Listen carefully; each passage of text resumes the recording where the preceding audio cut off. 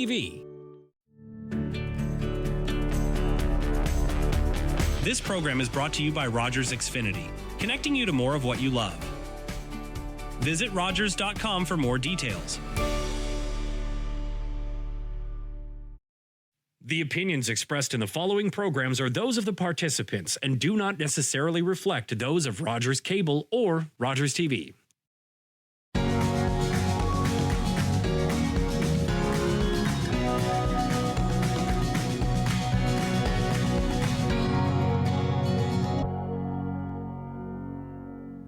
Welcome to Uxbridge Scugog Life. I'm your host, Jackie Hermans. To start off the show, I like to pull a card.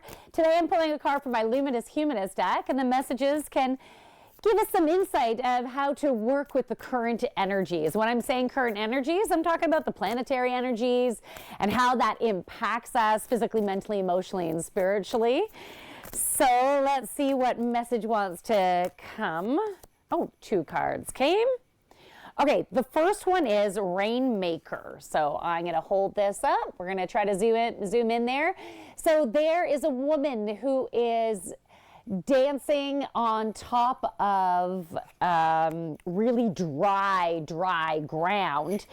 And she has opened up the skies and all this rain is coming down and she is just in her glory. She has an umbrella, but she doesn't need it. She's holding it out here. And the water, she has water that's now flowing in between the cracks of the ground. Flowers are coming up.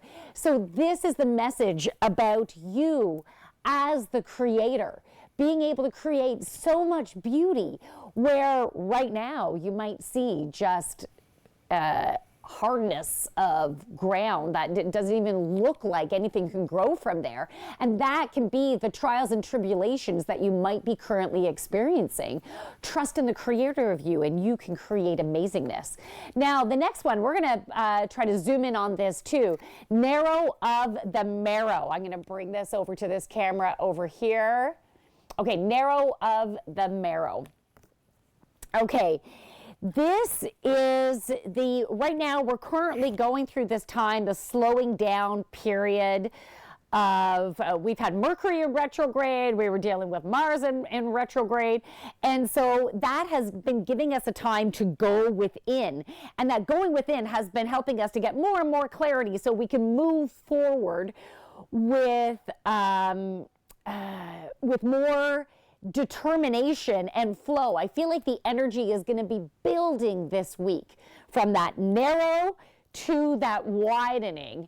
And I know we're also coming into the holiday season, so things are going to get busier and ramping up, and you will have that energy to flow forward. So you're also going to get more ideas and inspiration about how you're moving forward in the new year, which gives you an opportunity to set those goals. And those goals for 2025 is what is going to help you to achieve your desires.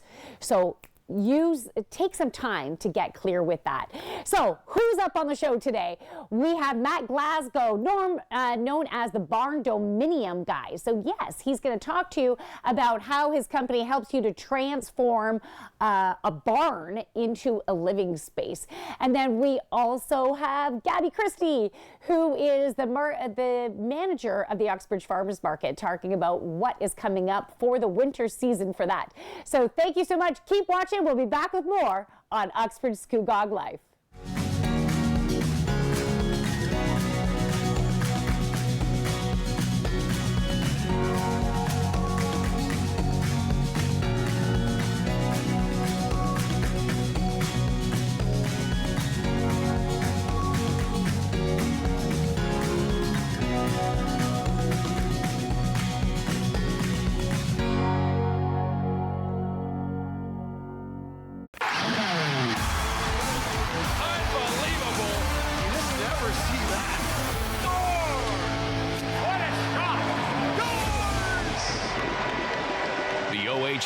On Rogers TV.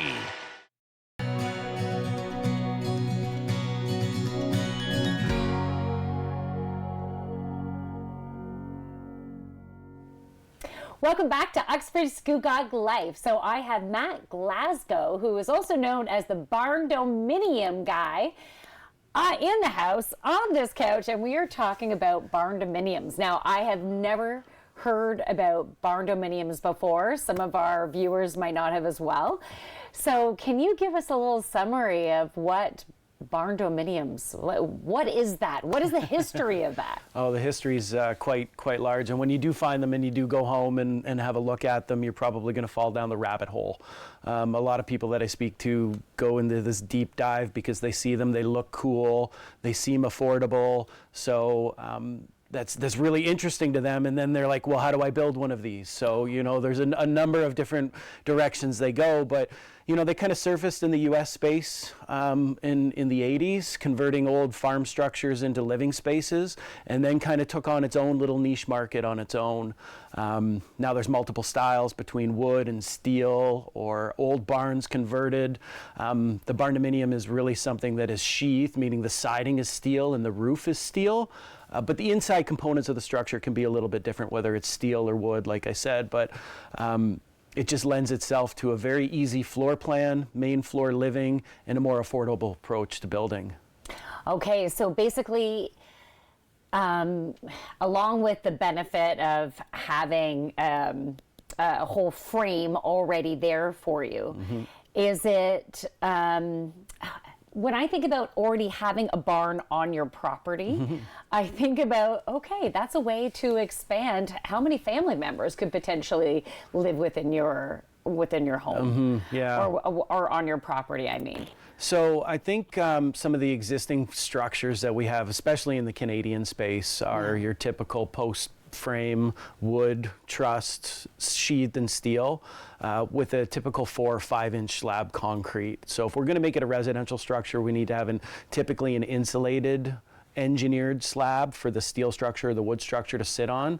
So some of the existing buildings don't boast well to convert to actual living space. Okay. I mean, you can insulate them if that's what you're looking to do. I wouldn't say that's the best way to make an efficient, up to code kind of, it would be more like an internal renovation as opposed to a build. So with the barn-dominium, we're taking that insulated slab structure or whatever type of foundation the engineer is speccing, basement, crawl space. I mean, most of the cost savings centered around barn-dominium come with that slab on grade concept, which isn't anything new. It's been around for a long time all over North America. They've put slab on grade residential bungalows all over the place.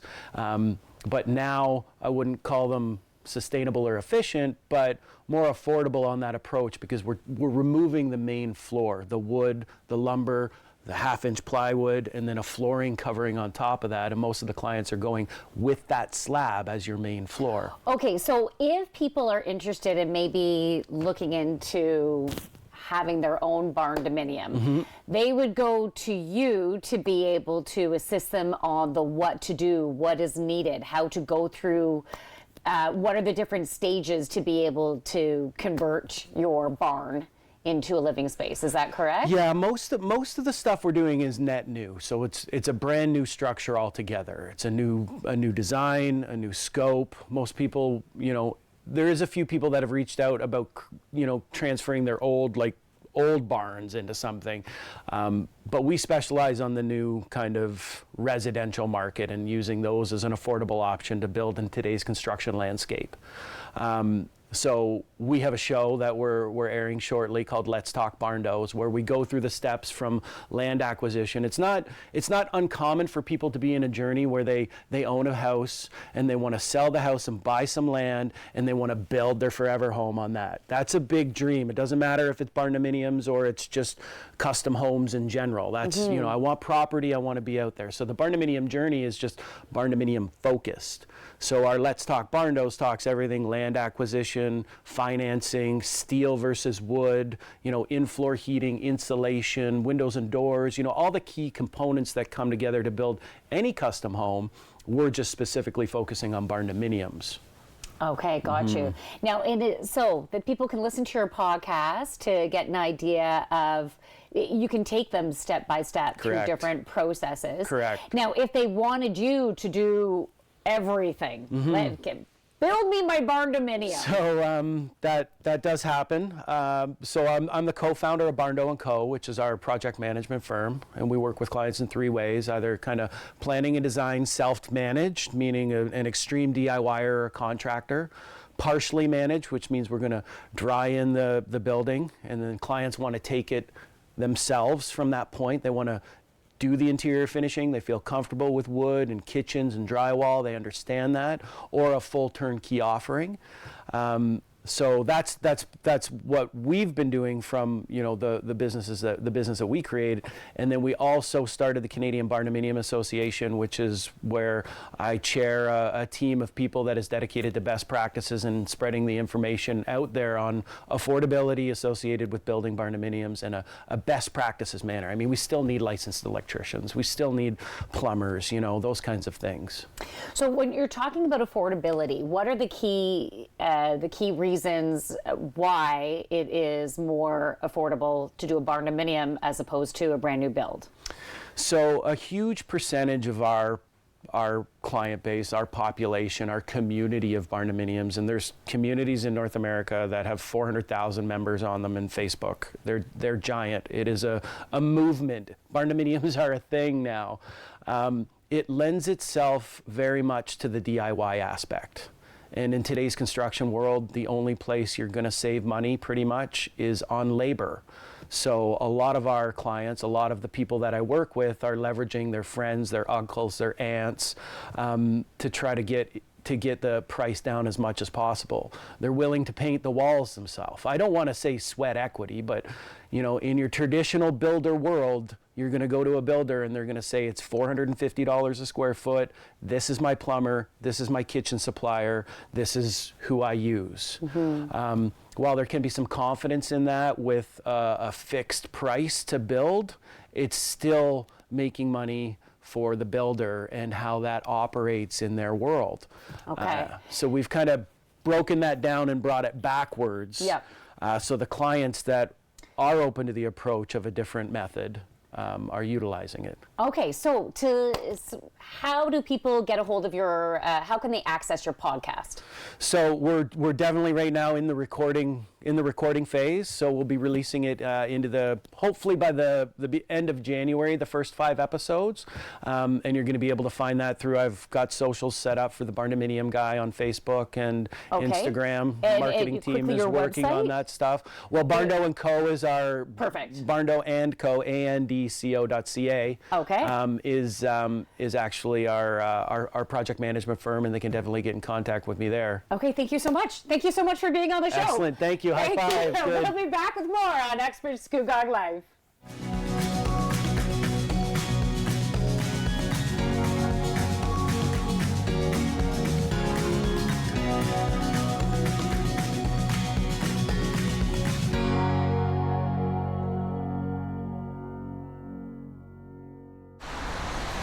Are you the type who would keep going or stop?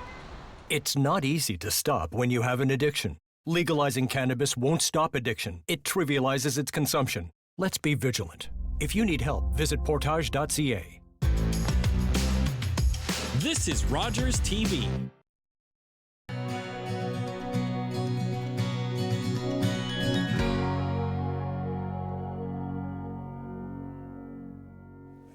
Welcome back to Uxbridge Scugog Life. I have Gabby Christie, who is the Uxbridge Farmers Market Manager. And it is so, I love you so much. I love you, Jackie. It's so great. She is a ball of energy and joy. It's been a pleasure getting to know you through the farmers market. Yes, it's been a pleasure having you as a vendor this year. If y'all don't know, Jackie is a part of the Uxbridge Farmers Market as one of our full-time vendors. She had her first year this year, and it was really nice getting to know you and welcoming you as part of our market too. Well, it was such a positive experience, and I feel like I became a part of this amazing community. This amazing home-based, passionate community. Yes. So we just finished off the holiday market. Do you want to give us a little wrap up of how that went over? I would love to, yes. Our vendors are such passionate, amazing people, and they've really come together. It is really a community effort that makes the market happen each time. So we had 6 holiday markets. It was every Sunday through November and the first 2 in December. And I think our vendors had a fantastic success.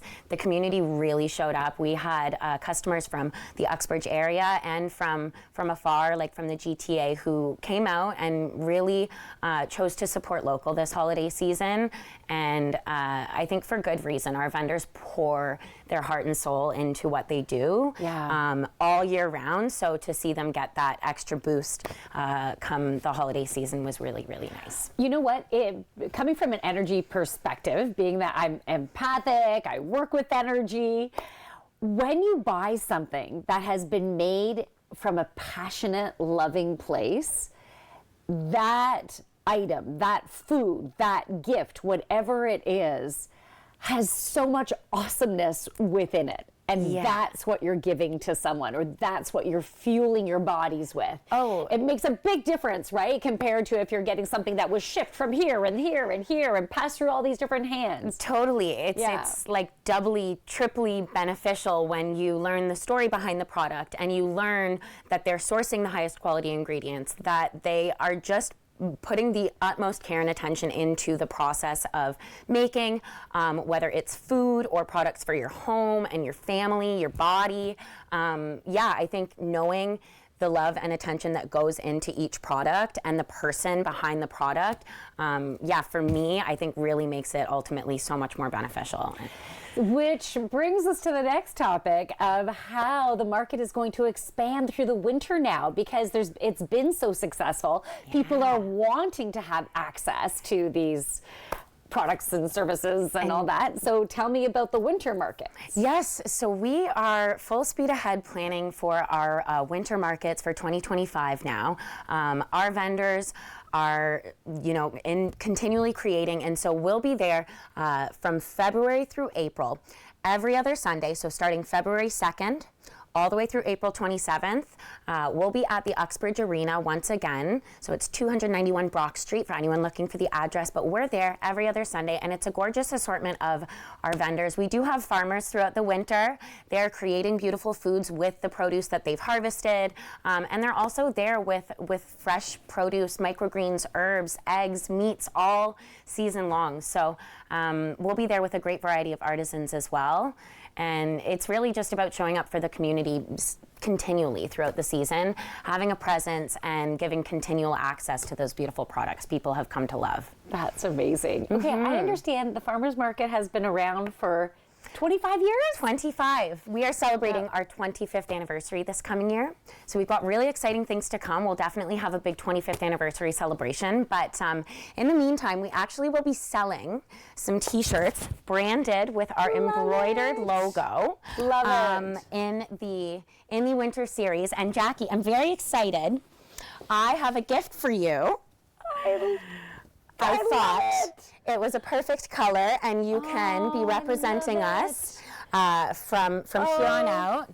And anyone else who's interested in getting one of these super cool t-shirts, we have a fabulous volunteer who does it all out of the goodness of her own heart. Her name is Nellie, and she's at the market, and she'll be helping us to sell them February through April as well. She did a fabulous job. She's done a wonderful job for us. We're really grateful. It. So you can get your own and promote the beautiful farmers and other vendors that contribute to such an amazing community. It's a really beautiful space we're a part of. Thank you. You're welcome. So Thank you for much. having me. I'm so happy to be here and represent the market. Okay, so tell me about when does the spring one, the outdoor one, start up again? Spring one, so our regular season, we are back at our home grounds of the Second Wedge Brewing Co. Over on Victoria Street. That is beginning in May. So come May, we are every single Sunday back over at the Second Wedge, and that's with our full roster of vendors. In the indoor space where we have our holiday markets and our winter markets, we have as many as 30 to 35 vendors taking up that space, but come the full season, once we're back in May, we'll have about 50 vendors per Sunday, so full shebang, and live music back as well. That is, oh, I love the live music because it really just adds to the feel. You're walking through, you're hearing some guitars, some nice voices. Totally. It's amazing. We have a great roster of local musicians from Uxbridge and the surrounding area who have come to be part of our community and really make it perfect, make it what it is. Okay, so Gabby, you work your buns off to make these markets happen. I do. So now that you're adding in the winter, do you feel like you're going to get enough downtime? Like what's going on in here? Are you just, let's just do this? You know what? The vendors and their beautiful energy and so many wonderful people just uplifting me and offering support and being engaged and being so excited for what's to come really just pushes me through and makes me feel more excited than stressed. And, you know, I think like a lot of our farmers and growers and producers and vendors, this is kind of when we get our downtime and we take it where it comes, and we really, really treasure kind of the hibernation of the winter season where we have it. And then we're ready to hit the ground running in the spring. Okay, this is a total quick question because we're going to wrap this up. I'm ready. When can vendors apply for the spring? For the spring, applications will be available in January. Unfortunately, by the time this airs, we will be completely booked and ready, set with our vendors for the winter market come February. Okay. But January, applications will be available for the full season market, and that will be a great opportunity for some new vendors to come to the market. Awesome. Thank you so much, Gabby. It was so awesome to have you on the show. We'll be back with more on Uxbridge Scugog Life. Stick around.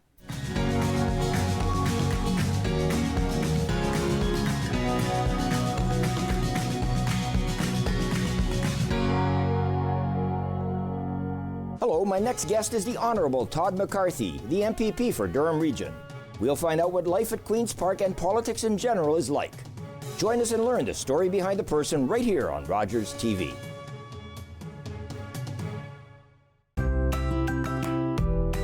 This is Rogers TV.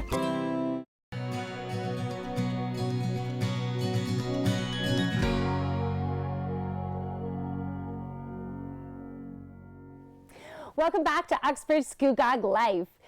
So, for this segment of the show, I thought I would talk to you about how you can communicate with your guide team. I'm talking about spirit guides.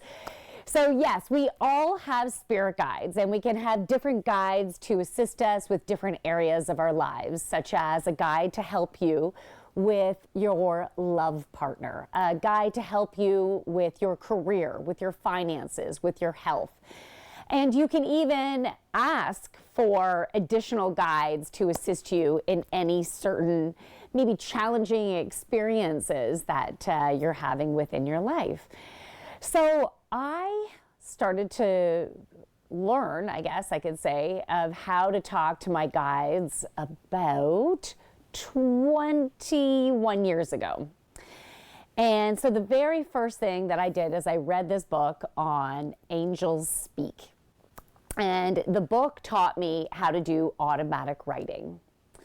So I'm going to give you some of those tips because I feel like that is a really good first way of starting to communicate with your guides.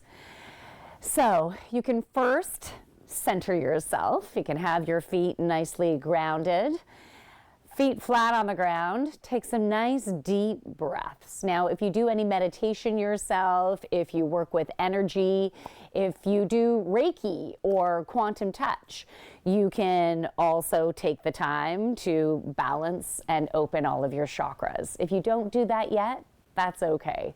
Just get yourself nicely grounded, take some nice deep breaths. You can also have a pad of paper with you and something to write with. If you prefer to use a computer and type, by all means. For me, I feel like I flow better with ink and paper. And you can start by asking your guide team a question. And it could be about anything, you know. Where is this fear coming from? Or what do I need to do to enhance my love life? You can get very specific or keep it general. You write that question out. And then listen. And what do I mean by listen? Is pay attention to your body, pay attention to your thoughts. You can pay attention to use all of your senses. And for me, what started coming through were thoughts. Thoughts would pop in. And you can't judge those thoughts. So you're just going to write them. And don't worry about spelling. Don't worry about grammar. You might have some thoughts that will also be questioning the thoughts that are coming in. Disregard those ones and just write anyways. Whatever thoughts coming to mind, just write it. No judgment. Just write. And then you might have another question that pops up. You can write that. And again, don't judge and just write. And then read it after. And you'll see that there's going to be a difference in the way that the communication comes in compared to how you normally communicate. You'll start to notice that. Like, for example, I started to hear, dear one, or my dearest loved one. So I don't talk in that way. So you'll notice a different tone. And then so that can start the confidence building that, yeah, you are getting messages. Now, your guide team can also give you messages in different ways. They can give you messages through other people in your life. They can direct other people to say something, to do something, and then you experience that and you're like, wow, I needed to hear that. Right? You can also get messages from different animals that cross your path. If I saw a white fox the other day. So what did I do? I went online. What is the message for the white fox when it comes to spirit animals? So you can also get messages from birds that you see, from insects that you see you come across. If someone else happens to say, oh, you know what? I saw a beaver the other day. And then maybe you needed to get that message of whatever the message of the beaver is. You can also get messages through the songs that you hear. So pay attention to all of that. All of that is communication. And you can start testing this by asking your guide team for assistance. So start with something simple, such as, okay, in an hour, I'm going to be driving to this place. I would love a parking spot right at the front, right there, so it's nice and easy. And then watch how that opens up for you. So make sure that you're giving enough time for synchronicities to happen. But, maybe you're maybe you don't have the financial resources to get a certain item. Throw it out there. Like, this is what I would love to have. Allow it to unfold. Some things will happen instantly and other things might take a number of years. And so it's all about divine timing, such as wanting to have a child or a dog coming into your life. So sometimes you need to trust. So if you have any questions, you can also check out my website, thejoyfulyogini.ca. Thanks for watching. That's another wrap of the show. We'll see you next week.